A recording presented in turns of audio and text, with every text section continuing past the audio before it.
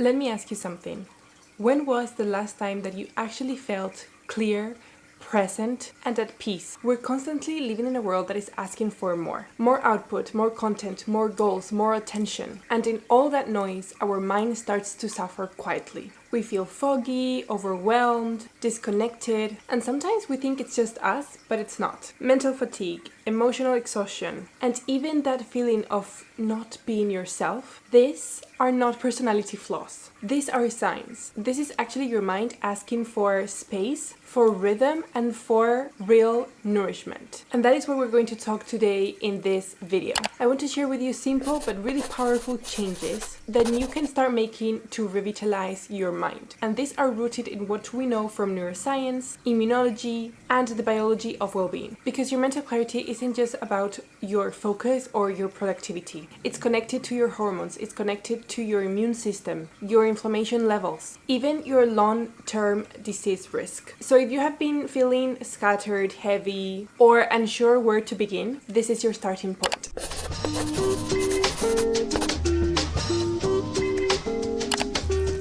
It has been such a long time since we did a sit-down video talk just like this. I am so excited, so let's get right onto it. Now, I would like to start with blood sugar. Okay, I know, not the most romantic way to start the video, but trust me on this one. If you're feeling mentally exhausted, emotionally unstable, foggy, moody, this could be one of the biggest hidden reasons, which is your blood sugar dysregulation. Now, to better understand this, let's just break it down to what happens when you start with sugar first thing in your day.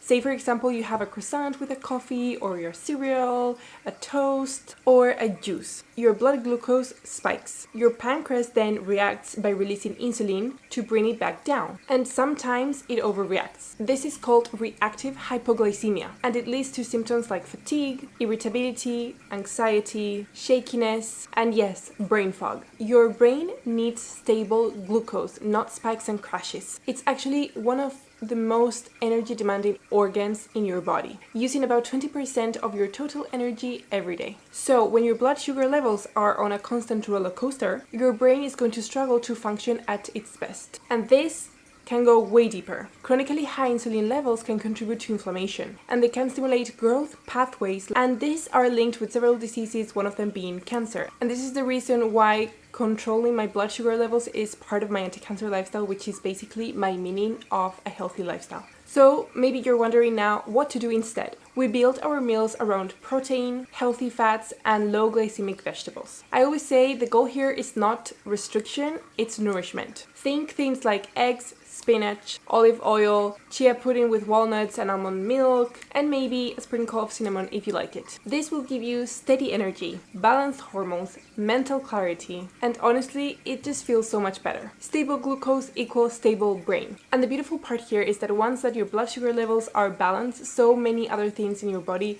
start improving. Your mood, your focus, your sleep, and even your cravings. And if you're curious to understanding how your own metabolism works, I advise you to use the Lumen device. This will help you understand when your body's burning carbs, when it's burning fat. It has different guidance specifically for the type of diet that you want to do, and it's going to show you and help you understand how your nutrition is actually affecting your energy level. I have been using this for several years now.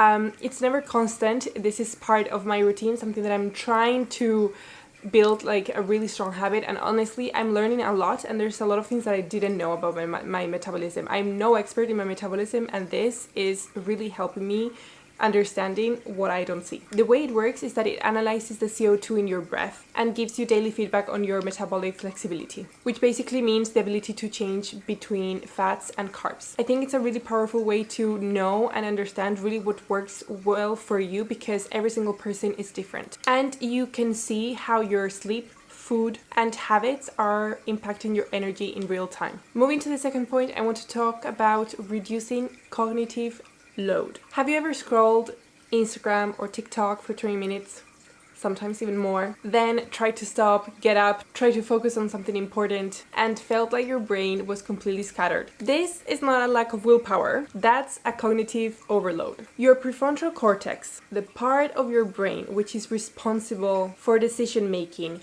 focus, and emotional regulation can only handle so much. And in today's world, we're asking it to do way too much. Between choosing what to wear, what to eat, responding to messages, managing to-do lists, and sometimes even visually clutter around our environment in our homes. With all of this, our brain is constantly working. So something that you could do here is create white space in your day, in your calendar, in your environment, in your phone. Block out time with no tasks. You can clear your phone home screen. You can try to eat similar meals throughout the week. You can plan your outfit the night before and try to say no to things that feel heavy or unnecessary. These simple shifts are going to help you reduce decision fatigue, and they create space for your brain to breathe, think clearly, and feel calm. And this is backed by research. When we reduce our cognitive load, we improve executive function, which means our brain becomes better at regulating itself. And this is not about being rigid, it's just about creating mental spaciousness. And from a health perspective, this is going to help decrease the HPA axis, cortisol levels, and it is going to help us shift from a pro-inflammatory state to an anti-inflammatory state. In case you don't know, the HPA axis, the hypothalamic pituitary adrenal axis, is a crucial system that we have and regulates our body's response to stress. And reducing all of this that I told you, the HPA axis, stress, and changing from pro-inflammatory to anti-inflammatory, these are key in both preventing diseases and supporting long-term well-being. So, in case you have been feeling a bit weird lately, you're not lazy, you're probably just overstimulated. So simplify things. It's one of the kindest things that you can do to your mind. And honestly, if this that I'm sharing is resonating with you somehow, if you're starting to realize how overstimulated you are, how much you crave space, clarity, and calm, I want to invite you to our private community. It is called the Healthy Life Dreamers Inner Circle, and we go deeper into all of this. And the most important thing, you're not alone. We're all in this journey together. I always share wellness worksheets, health guides, wellness tips, monthly challenges. We prep for the month together. So yeah, just wanted to share this. You don't have to do this alone. Sometimes the best way to work on our habits is just to have someone to walk the path with us. Okay, moving on to the next point that I want to talk. This is actually one of my non-negotiables, and every single time that I am stressed and thinking that the only thing that I have to do in a day is work, I disconnect from this. And you know, it's okay, life happens.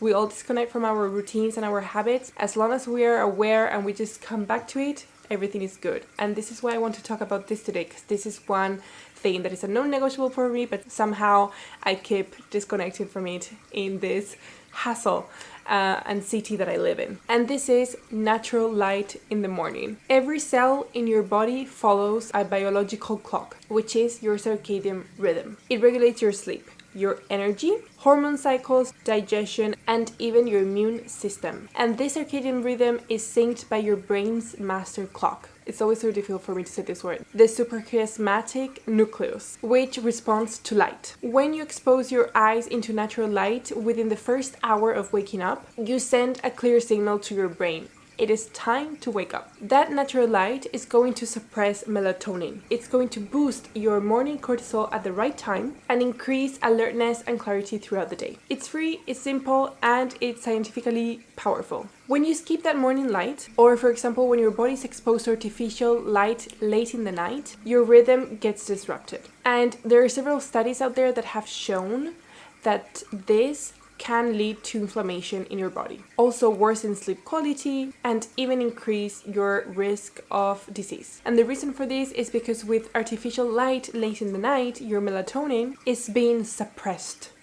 And melatonin is a hormone with antioxidant and anticancer properties. So give yourself 10 to 15 minutes every morning. I know sometimes it's difficult, but even if it's cloudy or even if it's cold, your brain, your hormone, and your future self will thank you. I know this is not possible for everyone because of different kinds of jobs and different timetables out there, but this really helps. The next thing that I want to move on, and if you have been following me for a while, you probably heard me saying this tons of times, is to protect your mental environment. We talk a lot about what we consume in terms of supplements, foods, even skincare. But we rarely talk about what we consume mentally. What you watch, what you read, what you listen to, and what you scroll through, this shapes your nervous system. Your amygdala, your part of the brain involved in fear and stress responses, gets activated when you get upsetting or distressing news, or even when you're following content that makes you feel bad or makes you feel inadequate. That activation is going to put your body into a state of chronic low-level stress, which is the fight or flight response. And if this continues over time, it is going to raise inflammatory markers like CRP and interleukin-6. These two markers are directly linked with immune dysfunction, accelerated aging, and even some diseases like the development of cancer. So yes, protecting your peace is protecting your health. And you can start by curating your inputs. Choose voices that educate and empower you. Follow people who inspire peace and not pressure. Listen to music or podcasts that uplift you. And with this, I am not saying for you to live in your own bubble and not know what there is out there in the rest of the world and what's happening. But just make sure that you're not constantly taking that news 24/7, and also feel free to take a few days to digital detox, even if it's just 24 hours to digital detox. This can really reset your nervous system and connect you to real life, your surrounding. And the magic here is that your brain is neuroplastic, which means that the more you feed it with good, calm, grounding content, the more it rewires itself to feel safer, more focused, and more present. And that is healing on a neurological level. And last but not least, the final point is rest like your health depends on it. And by this, I don't mean just sleep or zoning out of Netflix while you scroll on your phone. I mean intentional restorative rest. When you take the time to slow down, whether it is through yoga, journaling, meditation, a walk in nature, a walk in your nearest park, or even just 10 minutes of silence in your home, your body is going to activate the parasympathetic nervous system, which is also known as the rest and digest mode. This is going to lower cortisol, improve digestion, enhance your immune function, and help your body repair itself. The most fascinating part of this is that your brain actually has a detox system, which is called the glymphatic system. This is going to kick in the moment you're sleeping and resting. It's going to clear out metabolic waste and toxins, and in case you didn't know about this, even beta amyloid, which is a protein that builds up in Alzheimer's. So when you don't rest, your brain literally doesn't get cleaned. And I feel like this is a very good reminder, because sometimes we prioritize work or other things over rest, over quality sleeping, and it is so bad. And there is no wonder why we feel foggy, emotional, and off when we don't slow down. So give yourself permission to pause. Take breaks between tasks. Something that I do a lot, even if I'm working from home or if I'm working in the office, I literally try to take a 10-minute walk. If I cannot go out because it's raining, whatever, I take it around the lab.